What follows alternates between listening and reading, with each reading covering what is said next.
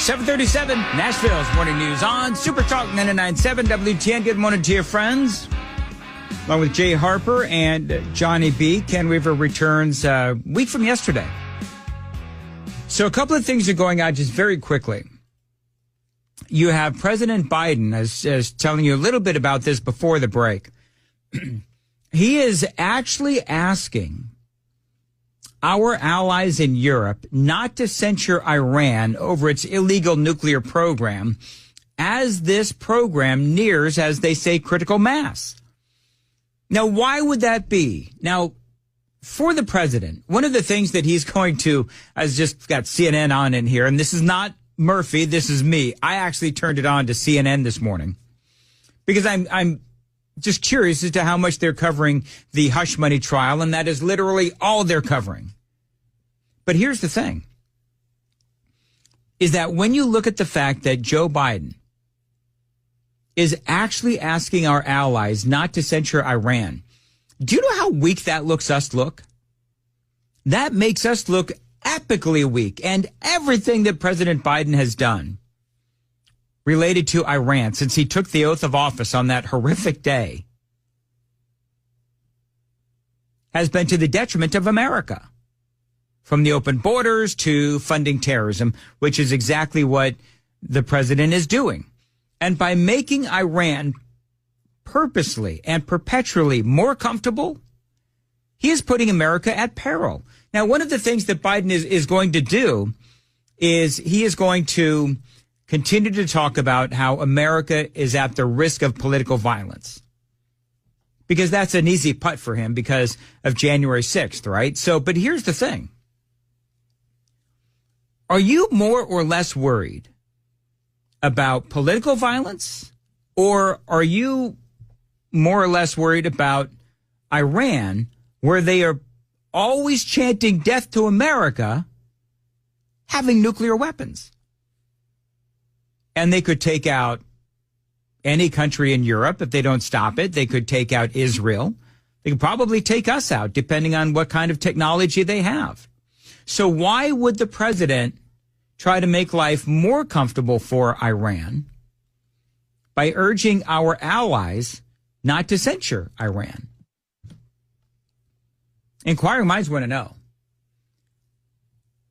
President Joe Biden reportedly pushing America's allies in Europe to back off pressuring Iran over its illegal nuclear activities as the country continues to rapidly expand its stockpile of near weapons grade nuclear fuel. The administration is specifically trying to stop Britain and France from censuring Iran at the International Atomic Energy Agency's member state board next month. The Wall Street Journal reported, according to various diplomats whom the Wall Street Journal spoke with. European diplomats have warned that failure to take action would undermine the authority of the IAEA, which polices non-proliferation of nuclear weapons, the report said. They say it also weakens the credibility of Western pressure on Iran. And they are frustrated over what they see as U.S. efforts to undermine their approach. That's exactly what's going on. But this is why Joe Biden, this is why the president continues to try to make life easier on Iran. Now, a couple of other stories very quickly, because I don't want to live in this topic for now. But a couple of other things. You remember that pier that was to be built on the shores of Gaza so that we could bring supplies to the people of Gaza, the good people of Gaza, right? I'm air quoting that because they're always chanting death to America, and they celebrated on 9/11. But Biden wanted to build this pier, and his brilliant thought, his brilliant plan was that this pier would enable us to basically via boat drop off supplies and deliver it straight to the people of Gaza. So, you know what happened? I mean, I shouldn't laugh because, this is really bad. But you know what happened? The pier fell apart. The pier fell apart and some supplies went into the water. They had to, do everything they could to save the supplies. Hamas ended up getting most of the supplies. About $320 million worth of supplies is what Hamas ultimately ended up with. I mean, who didn't see this coming? I mean, we talked about it and we talked about it and we talked about it. And I said, now I will tell you that I didn't see the possibility of the pier falling apart. Now, why it fell apart, I don't know.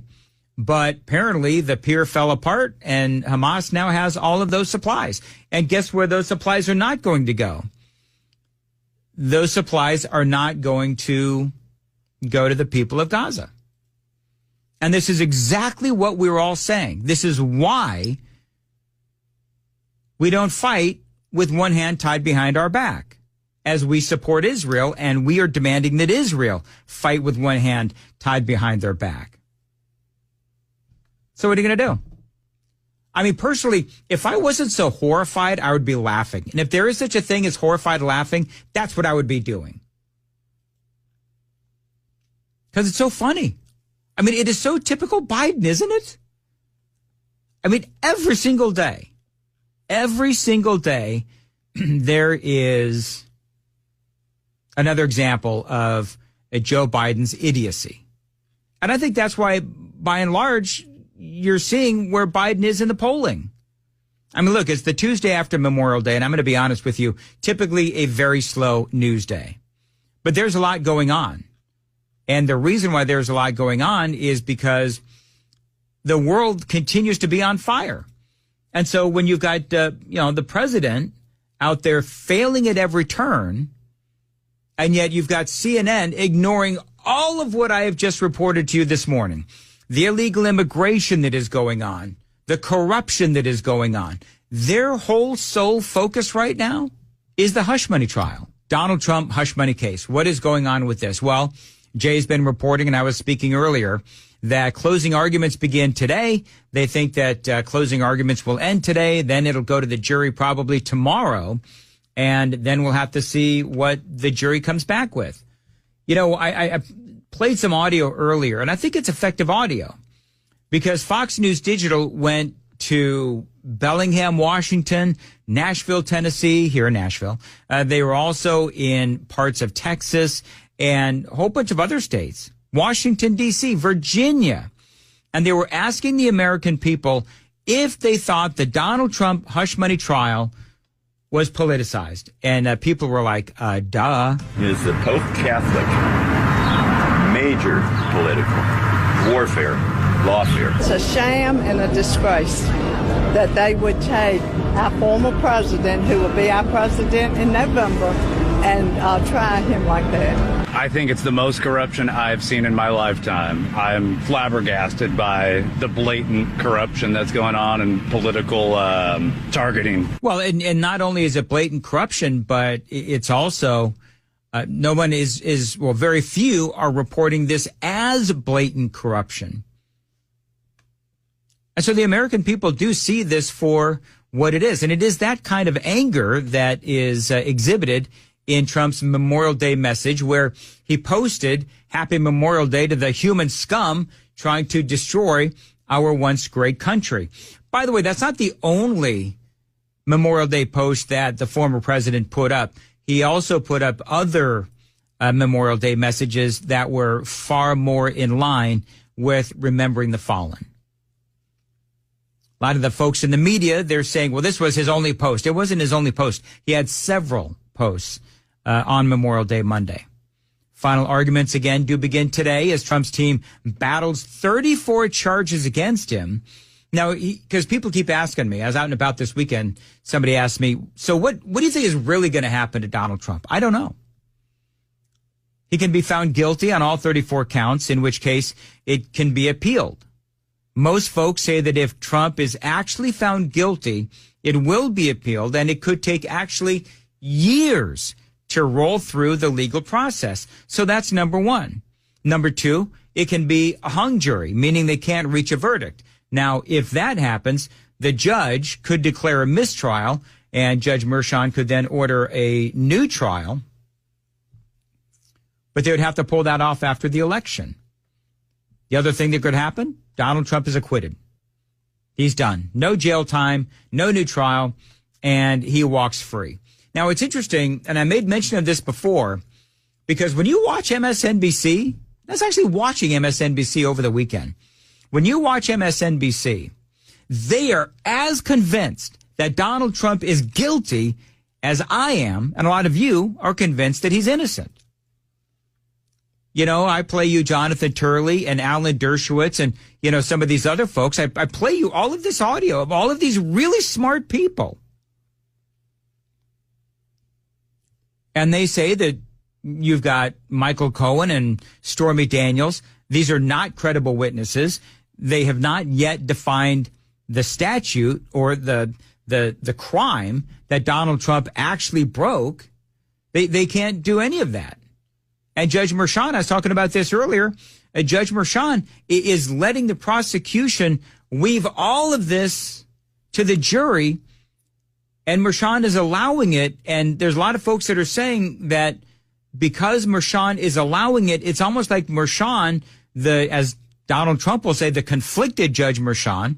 And so it's like he and the prosecution are working in concert with each other to give this story to and weave this story to a jury. And the defense is like defenseless because they're trying to give their side of the story. But Merchan clearly, it seems to be siding with the prosecution. We could see jury deliberations begin on Wednesday. Some say a verdict could come down on Friday. Now, listen to this. Do you believe this or not? An ABC News Ipsos survey conducted in late April found that 20% of Trump supporters polled would either reconsider their support, 16%, or withdraw that support at 4% if he's convicted. Do you believe that? Like, I just want a yes or no. Do you believe that? Because it's hard for me to believe that with all of the stuff that's going on across our country,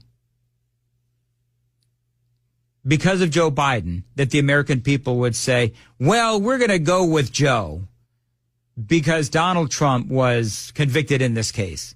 I find that hard to believe because Joe Biden is literally losing on every single issue. And ultimately, you would think anyway that politics really starts at home at the kitchen table. Now, NBC News had some similar findings, but they also had a caveat to their findings, which actually makes sense. Republican pollster, guy by the name of Bill McInturf, the GOP half of the bipartisan group of pollsters who conduct these kinds of surveys, you know what he said? He cautions that the sliver of voters who shift on these ballots, 55 in total out of 1,000 interviewed, 55 said they would move over to Biden or away from Trump at least, hold overwhelmingly negative opinions about Joe Biden. And they also prefer a Republican-controlled Congress by more than 60 points. As a result, McInturf says he has doubts if these voters would really stick with Joe Biden, even if Donald Trump is convicted of a felony. Now, here's what's really going on. Now, part of the news cycle today, and I told you about this earlier, is Joe Biden is going to speak right after the verdict is handed down. And so you've got, you know, I just gave you the three options. I don't know if there's a fourth option, but I just gave you the three that I was able to come up with. And so Biden is going to say whatever he's going to say. But if Donald Trump is convicted, then I think the majority of people really don't care because they know that this whole thing is a sham. However, it gives a talking point to Joe Biden. Remember when the laptop from hell came out and those, I don't know what it was, 51 or so intelligence officials said that it was Russian disinformation? And I said, yeah, it may be bullcrap, but what it does is that it gives Joe Biden cover. It gives him something to say, an answer as to when it comes up. It's the same thing here. It gives Joe Biden a talking point. And that's a problem. That's going to be a problem for Donald Trump. But here's the bigger issue. The bigger issue is that here in America, we have big problems with the economy and with inflation and a whole bunch of other things that are going on. Listen to this headline from Politico. Biden has stayed silent on Trump's trial. The verdict, they say, will change that. Biden, they say, will speak at some point after the verdict, whether it's a conviction, acquittal, or a hung jury. Now, what he says, if it's an acquittal, is beyond me. But I think that'd be fascinating if it was.